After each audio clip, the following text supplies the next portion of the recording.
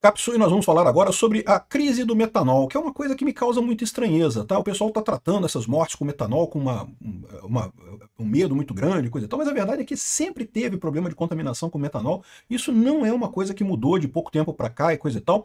A impressão que dá nessa história é que existe um ingrediente nisso daí, que é uma cortina de fumaça, né? Estão querendo jogar uma cortina de fumaça na opinião pública, na discussão pública, talvez para desviar do caso da prisão do Bolsonaro, da Magnitsky no Alexandre de Moraes e na esposa dele. Eu não sei exatamente o que eles estão querendo desviar a atenção, mas claramente que esse assunto todo do metanol é uma cortina de fumaça.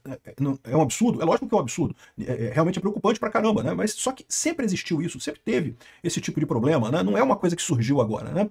E aí, curiosamente, uma das pessoas que foi aparentemente vítima disso, a gente não sabe, né? Porque tem duas possíveis causas da morte, é o advogado do Mensalão e um dos fundadores do Grupo Prerrogativas e antigo auxiliar do Tomás Bastos, que era o advogado que foi ministro da Justiça do Lula e coisa e tal, já é falecido, Tomás Bastos, né? Ele era Luiz Fernando Pacheco, infelizmente foi encontrado morto. Meus sentimentos aí à família, aos amigos dele, mas aparentemente ele foi assaltado. Foi uma tentativa de latrocínio em que o assaltante, né, bateu nele, deu um soco nele, ele caiu no chão e bateu com a cabeça muito forte e isso teria causado problema. Antes disso, ele teria falado para amigos que tinha tomado metanol. Segundo os amigos era brincadeira, mas enfim, vamos entender esse caso aqui, porque virou um exemplo clássico de nexo causal e causa próxima para direito penal, né? Ou seja, o doutor Luiz Fernando Pacheco acabou prestando um último serviço aí ao direito ao apresentar um caso clássico de nexo causal, né? O assaltante deu um soco nele. Se ele tivesse sóbrio, se ele não tivesse tomado nada, será que ele morreria? Ou só cairia, mas teria reflexo para não ter uma pancada na cabeça? Então, e se o assaltante deu um soco nele, ele morreu em função desse soco, mas só porque ele já estava embriagado, ou talvez contaminado por metanol, isso quer dizer que o assaltante matou ele, ou o assaltante não teve a intenção de matar ele, entendeu? Não tinha o conhecimento de que o ato dele pudesse causar esse tipo de coisa. Vamos entender esse caso aqui. Essa notícia foi sugerida por Inimigo do Estado, Magnitsky Não Tem Ombro e várias outras pessoas. Obrigado aí ao pessoal que sugeriu notícias lá no nosso site, no visãolibertaria.com. E obrigado a você que está assistindo o nosso vídeo. Se você gosta do nosso conteúdo, por favor, deixe o seu like e se inscreva aqui no canal, né? Pois bem, o Luiz Fernando Pacheco, advogado, ex-auxiliar do Tomás Bastos, criou o grupo Prerrogativas e coisa e tal, e estava na quarta-feira passada, dia 1º, ele foi num bar lá próximo da casa dele e tomou umas e outras lá, bebeu um pouquinho. Até aí nada de errado, faz parte, né? Direito dele se divertir nisso daí. O problema todo é o seguinte, quando ele está voltando para casa, ele mandou uma mensagem para os amigos dizendo isso aqui, ó, acho que tomei metanol, escreveu o advogado numa mensagem para amigos, né? E lembra, pode ser uma piada, realmente pode ser uma piada, tá todo mundo falando de metanol nesse momento e coisa e tal, já vi gente brincando, né? Sextou, é hora do metanol, eu não sei o que lá, né? É brincadeira, né? Evidentemente, todo mundo sabe, metanol mata. É preocupante pra caramba isso daí, né? Mas enfim, e aí ele de fato fez essa brincadeira e foi encontrado morto realmente perto do bar.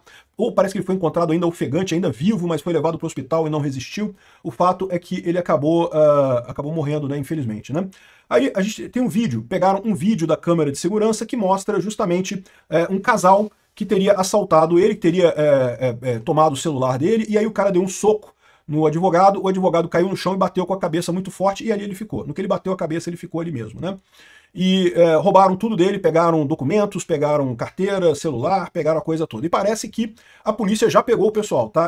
A polícia pegou aqui os 3 suspeitos de terem feito esse assalto contra ele. E aí é que vem o problema, né? Ok, que eles queriam roubar o cara, não há dúvida nenhuma. Eles levaram o celular, levaram carteira, levaram os documentos todos do cara. Até aí não tem dúvida nenhuma que eles queriam assaltar a pessoa. Agora, eles queriam matar o senhor Luiz Pacheco? E essa é a questão, né? Porque não dá para saber nisso daí. Latrocínio pode ser, porque é roubo seguido de morte, né? O roubo seguido de morte, o entendimento é que basta ocorrer o resultado para você ser culpado do latrocínio. Latrocínio tem penas bastante elevadas, tá? Vai até 30 anos de cadeia por latrocínio, né? Enfim, eu acho que nesse caso não tem dúvida que é latrocínio, mas você podia especular aqui, né? Será que, se ele tomou metanol, ele estava contaminado mesmo, ele iria morrer de qualquer forma, o latrocínio ainda se aplica nesse caso? Né? Ou seja, porque ele ia morrer de qualquer forma. O resultado morte decorre não do soco que ele levou, mas do fato de ele ter tomado metanol antes. hipótese, né? Estou levantando uma hipótese aqui. Mesmo que você não considere, que você desconsidere, o metanol, segundo está descrito aqui, parece que ele estava visivelmente alcoolizado nesse momento, não é nada de errado, ele estava andando, não estava de carro, se tivesse de carro, você poderia alegar que era um risco para a sociedade, mas estava andando, coisa e tal.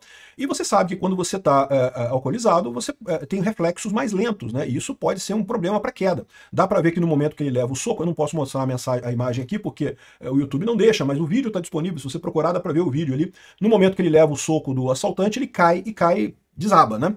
E isso pode ter implicado na morte dele. Mas e aí? O assaltante tem culpa do cara ter bebido antes? Não tem, né? Você tem a eterna discussão da culpa consciente com o dolo eventual no direito penal, né?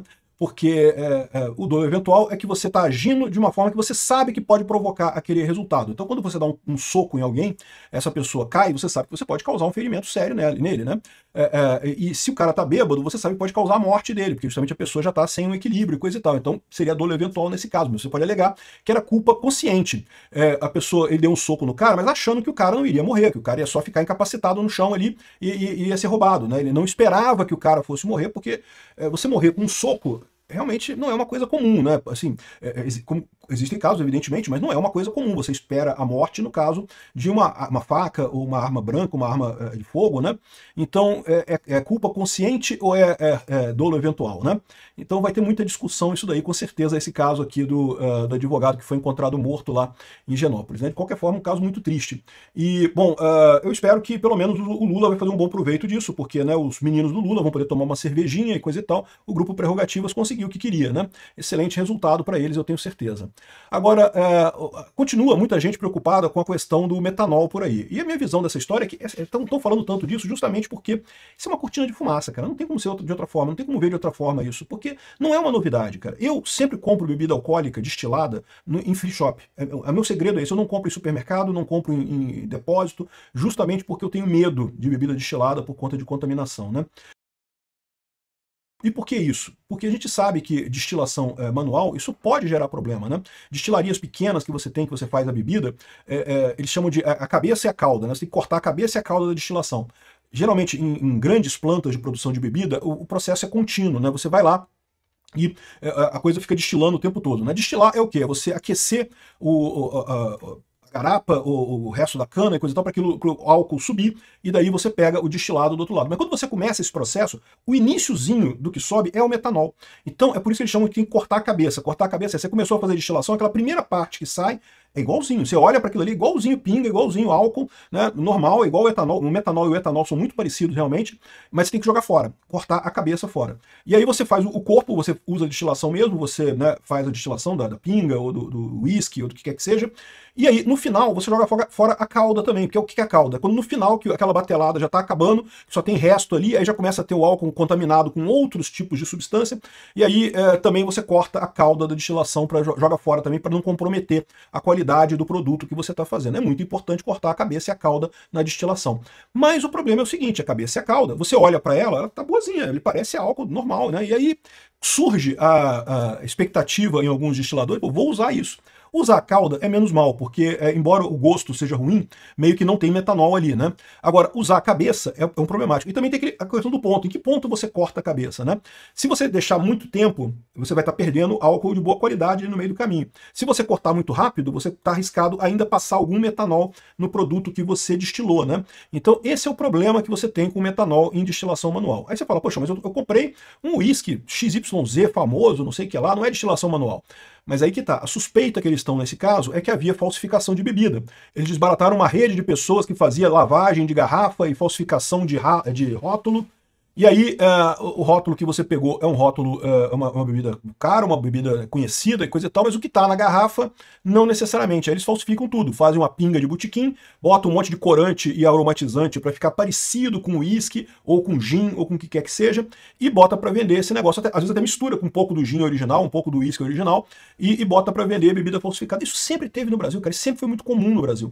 É por isso que eu sempre comprei em free shop, porque eu sei que o free shop compra lá da destilaria envia direto, compra direto do pessoal lá, já estão envolvidos no negócio de importação direto. Eles têm volume para comprar direto da fonte, né? Os outros, qualquer outro botequim ou bar aqui no Brasil, veja, tem algumas empresas de venda de bebidas que são de boa qualidade, que você sabe, que você confia e coisa e tal, mas nenhuma delas vai conseguir comprar direto da fábrica lá, vai ter que ter um intermediário no meio do caminho. E quanto mais intermediário você tem, maior o risco você corre disso daqui, né? O problema maior é em casa noturna e barzinho que vende isso daí. Isso é muito maior muito pior do que você comprar a garrafa. Por quê? Porque esse pessoal já tem até o truque. Em casa noturna eles fazem muito isso. Quando a pessoa acabou de chegar no show, na balada, eles dão um uísque bom, dão garrafa de verdade, né? Aí depois que a pessoa já tá bêbada, começa a botar outra garrafa lá, que a pessoa não vai sentir o gosto mesmo, já tá bebendo ali, não vai sentir o gosto de nada. E aí eu acho que esse é o problema da falsificação, né? Ou seja, o pessoal tá usando destilado feito de forma artesanal, falsificando essas garrafas aqui. É a explicação que tem. Mas, de novo, isso tudo não é novidade, isso sempre teve no Brasil, sempre existiu contaminação com metanol no Brasil, sempre teve esse tipo de caso. O pessoal está fazendo um escarcéu em cima dessas mortes, né? E estão achando morte, já acharam morte em Brasília, acharam morte no Pernambuco, acharam morte no Rio de Janeiro, morte num monte de lugar. Aí, meu Deus, que coisa, tem uma quadrilha que está espalhando metanol. Não, isso é normal, acontece mesmo, o pessoal falsifica em coisas artesanais pequenos, em vários lugares do Brasil é falsificado isso, e você tem de vez em quando esse tipo de caso. Se você pegar a estatística do ano passado, você vai encontrar a mesma coisa. Aí que tá, por que estão fazendo esse escarcéu na mídia? A minha suspeita é que o primeiro objetivo disso é tentar jogar lama no Tarcísio, né? O governo Lula estava querendo criticar o Tarcísio de alguma forma, jogou lama no Tarcísio por conta desses casos lá em São Paulo. São casos que chamam atenção, então vamos botar na conta do Tarcísio. Só que começou a aparecer agora casos no Brasil inteiro, né? E aí ficou claro que o problema não é o Tarcísio, o problema é os impostos do governo. Os impostos do governo sobre bebidas alcoólicas são enormes, e aí gera realmente espaço para validar esse tipo de coisa, para fazer esse tipo de falsificação. Lá fora isso é mais raro, porque como a bebida é barata lá fora, é difícil, não vale a pena você falsificar um negócio que é barato. Aqui no Brasil, como bebida é muito caro, vale a pena, né? Como eu falei para vocês, esse negócio de fazer uma lei nova proibindo metanol na bebida, já existe isso, já tem o artigo 272 do Código Penal, parágrafo 1º, que fala justamente de contaminação de bebida, falsificação de bebida. Isso já é crime, já até 8 anos de cadeia no Código Penal. O que pode resolver esse problema? Duas coisas podem resolver esse problema. Primeiro, o incentivo econômico. Como eu falei, tirar os impostos das bebidas, de forma que a bebida fique mais barata, e que com isso o incentivo para quem contamina, para quem falsifica, fica menor. Fica muito mais complicado, economicamente não vale mais a pena falsificar a bebida. Esse é um ponto positivo. É lógico que não vai chegar a zero, sempre vai ter alguém que vai achar que ainda vale a pena falsificar mesmo para vender baratinho, mas diminui muito o caso de falsificação. Agora, outra saída é tecnológica. É o que eu falo para vocês, o que resolve o problema é incentivo e tecnologia. Achar que lei, governo resolve algum problema não resolve nada. Incentivo resolve. Ou então tecnologia. A Unesp fez um teste de R$10 que descobre metanol em bebidas alcoólicas em apenas 15 minutos. É uma tecnologia criada há 3 anos pelo Instituto de Química lá em Araraquara, ainda não tem parceiros para produção, mas pode ser um negócio interessante isso daqui, porque realmente no nosso país, que você tem esse tipo de problema, vale a pena você comprar isso daí. É verdade que 15 minutos ainda leva um tempo grande, mas quem sabe o pessoal não consegue investigar mais isso daí, fazer um teste mais rápido e coisa e tal, porque, de qualquer forma, é uma coisa útil, né? Você pode, toda vez que você abrir uma garrafa, fazer o testezinho ali para ver se a garrafa está contaminada, em 15 minutos você sabe se tem ou não, e você pode tomar aquela garrafa sem problema nenhum, sem nenhum medo, né? Tecnologia é uma outra maneira de resolver o problema.